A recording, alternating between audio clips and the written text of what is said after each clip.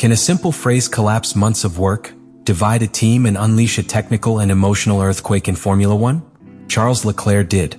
And the one who felt it the most was Lewis Hamilton. The 2025 Belgian Grand Prix had been marked in red in Ferrari's internal calendar for months. It wasn't another race. It wasn't just Spa. It was the opportunity for redemption. The tangible symbol that the Scuderia could still react, could still innovate, and above all, he could still win. It was not just about competing. It was a declaration of intentions. The team had worked for weeks, even months, in a key update. A new rear suspension designed to transform the SF25 into a machine finally capable of competing from U to U with McLaren, which until that time had dominated the career rhythm and the general efficiency in almost all sectors. Maranello's speech was clear. In Belgium we would finally see the true 2025 Ferrari. What nobody expected was that the technical outcome of the weekend did not come through a mechanical failure, or for a bad strategy, but for a phrase. 5 words. Charles Leclerc, in a serious tone, without exaggerations, without drama, released the bomb. I have not felt a big difference. The effect was immediate and devastating. What should be a day of euphoria controlled by the podium achieved, became a tense, silent, uncomfortable environment. And the most shocking thing is that Leclerc did not say it with rage or frustration, but with surgical sincerity that hurt more than any open complaint. These words, issued in front of international media, broke with the narrative that Ferrari had carefully built. All effort, private evidence in Mugello, technical meetings, simulators adjusted to the millimeter, optimized cargo maps, were in doubt. Because if the star pilot does not notice substantial changes, what were they really trying? And there is a key factor that aggravates this situation: internal policy. With Lewis Hamilton as a new star signing, the atmosphere within the team is especially sensitive. Hamilton had shown gradual progress, better understanding the car, and adapting his driving style to the demands of the SF25. Suddenly, when the crucial update arrives, and Leclerc, the man who has been within the Ferrari ecosystem to discredit it in public, not only the technical development is questioned, but also the perception of validation that Hamilton needed to consolidate within the team. The hidden message was powerful. If not even Charles, who knows the car as the palm of his hand, notes an evolution, how can Hamilton trust that this project will allow you to fight for an 8th world title? And here enters a subtle but fundamental element: the loss of collective confidence. In a team like Ferrari, where prestige is everything and media pressure is constant, a phrase can be worth more than any simulation or telemetry data. Leclerc's statement was an emotional earthquake that dislodged engineers, team leaders, and Hamilton himself. Because what was at stake was not only the performance of the car, it was the credibility of the entire technical project 2025. And in an environment as volatile as Formula One, when the pilot stops believing even for a moment in the tools that his team gives, an internal wear process begins that can be irreversible. This was the first big crack on the wall that Ferrari tried to build with determination for this season. Spa was not just a challenging circuit. It was the mirror where the truth, without filters, showed everyone the fragility of its technical illusion. What happened in Spa is not explained only by the result of Sunday. In fact, to understand why Leclerc's phrase was so destructive, you have to go back a few days. Specifically to the circuit of Mugello, a route where Ferrari historically has sought technical responses in moments of uncertainty. This time was no exception. Mugello was the laboratory where Ferrari tried to materialize his great hope. During a filming day, the team used its second promotional day of the year not to do marketing, but to thoroughly try the new rear suspension of the SF25. The car was treated with the seriousness of a private test. No symbolic turns or protocol activities. What was done there was an undercover technical test. Charles Leclerc and Lewis Hamilton were responsible for executing the plan. Both completed exactly 19 turns in controlled conditions. Leclerc rolled in the morning, Hamilton in the afternoon. But the most revealing was the constant presence of the technical director Loic Serra, a key figure in the reconstruction of the team's performance department. Serra was not there just to observe.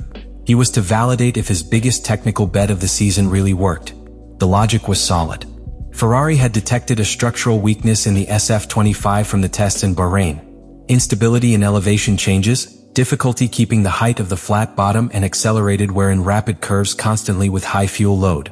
In simple words, the car was unpredictable in limit conditions. The solution: redesign the geometry of the rear suspension, reposition the front arm of the upper triangle, and modify the aerodynamic packaging around that area. The entire technical approach focused on improving the car response in sections with undulations and high-speed areas, such as Eau Rouge in Spa, 130 are in Suzuka, or the sequence of curves in Silverstone. Ferrari was hoped that, with this new architecture, the car would not only be more stable but also more permissive in its adjustment window, giving the pilots more confidence to push without compromising the flat background. And that is what makes Leclerc's phrase hurt so much, that it was said after all this investment, this process, this illusion. In Mugello, the data seemed encouraging. According to internal telemetrias, the SF25 with the new suspension showed lower vertical oscillation, greater consistency in aerodynamic load, and lower sensitivity to the lateral wind. The technicians were excited. Even Hamilton, according to internal sources, was optimistic with the general car balance after the trial. The British had managed to replicate some of the minimum curve speed values that Leclerc used to mark as a reference, something he had not been able to achieve in Melbourne or in China. But as it happens many times in Formula One, the data does not always tell the full story. When Belgium GP arrived and the theory faced practice, the result was a painful disconnection. What seemed to be a revolutionary advance felt, in Leclerc's words, as a slight variation. And in the elite of motor racing, mild is synonymous with irrelevant.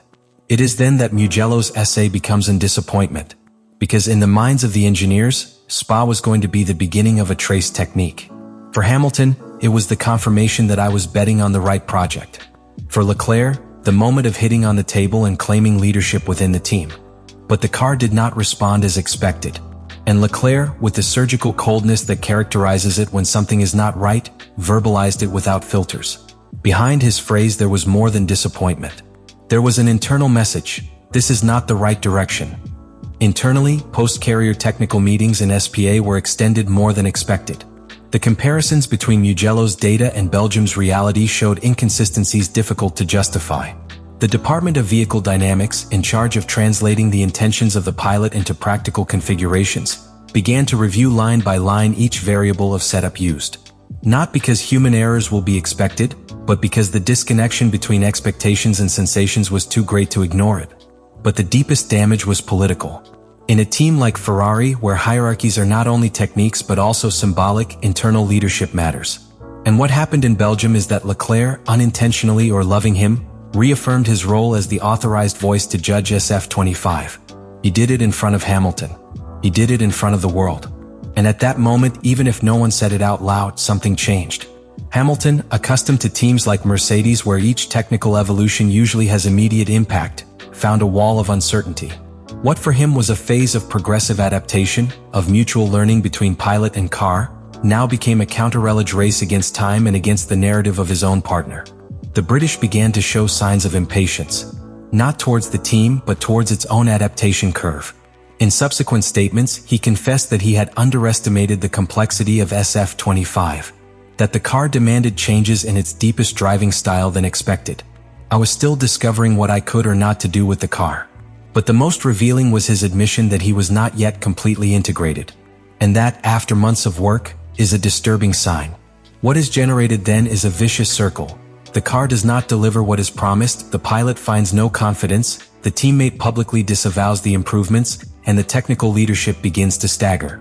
Each system gear begins to oxidize, not due to lack of talent but for excessive doubt. The future becomes uncertain because it is not just a matter of track performance. It is a matter of internal cohesion, of narrative, of trust. Can Ferrari rebuild its emotional and technical structure before it is too late? Leclerc's gesture cannot be analyzed only from the technique. It is political, symbolic, strategic. He has put deep questions on the table. Can Ferrari hold a pair with as much pressure as the one that Leclerc and Hamilton represents? Can a very high level of engineering survive the loss of faith of its pilots? And above all, how does this affect the narrative of the championship, the struggle for the title, the destination of a team that lives for myths and past glories? We are witnessing a turning point. Because although the 2025 season just begins to mature, what has happened in Belgium has the potential to deeply alter the dynamics of trust within Ferrari. When a pilot doubts the car, it forces engineers to question. But when he does it in public, he forces the entire team to rebuild. Lewis Hamilton, the 7-time world champion, has come to Ferrari to write a new story. But like every big story, you will need conflicts, wounds, and moments of revelation. This may have been the first big test. A non-speed test, but character, leadership, a vision. And now I ask you, do you think Leclerc was honest or strategic? Do your words reflect a passing frustration or a structural disenchantment? Can Hamilton find his place in the midst of a storm that did not cause, but now he must navigate? And does Ferrari have the emotional and technical capacity to redirect this ship before it is too late? I want to read you in the comments.